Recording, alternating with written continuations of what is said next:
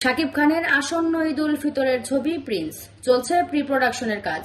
পরিচালক আবু হায়াত মাহমুদ ও প্রযোজক শিরিন সুলতানা সিনেমাটির কাজে এখন মুম্বাইতে অবস্থান করছেন, কারণ এতে আছেন বলিউডের পরিচিত চিত্রগ্রাহক অমিত রায়। ছবির মিটিংয়ে হঠাৎই হাজির বলিউড অভিনেতা আমিন খান। তবে আমিন খান বাংলাদেশে কোনো ছবিতে অভিনয় করছেন না। মূলত প্রি প্রোডাকশনের মিটিংটি হয়েছে মুম্বাইয়ের আমিন খানের সেটে। সেখানে আমিন খান তার নতুন কাজের শুটিং করছিলেন। সিনেমাটির চিত্রগ্রাহক হলেন অমিত রায়। এজন্যই মিটিংয়ের বদৌলতে আমিন খানের সঙ্গে দেখা হয়ে যায় প্রিন্স পরিচালক প্রযোজকের।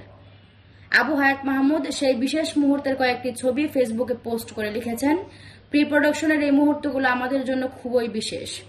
ধন্যবাদ অমিত দা, আমাদের এমন সুন্দর মুহূর্ত উপহার দেওয়ার জন্য। তথ্য জানতে আবু হায়াত মাহমুদের সঙ্গে যোগাযোগ করা হলে তিনি ইন্ডিপেন্ডেন্ট ডিজিটালকে বলেন, এটা বেশ ভালো লাগার বিষয়। আমিন খান অনেক বড় মাপের শিল্পী, তার সঙ্গে সময় কাটানোর সুযোগ হয়নি, তবে সৌজন্য সাক্ষাৎ হয়েছে। প্রিন্স ছবির ডিরেক্টর অব ফটোগ্রাফি হিসেবে যুক্ত হয়েছেন অমিত রায়। জানা যায় প্রিন্সে থাকবেন 3 নায়িকা, যার মধ্যে একজন নতুন মুখ। গল্প লিখেছেন মেজবাহ উদ্দিন সুমন, চিত্রনাট্য ও সংলাপ করেছেন সুমন ও মোহাম্মদ নাজিমুদ্দিন।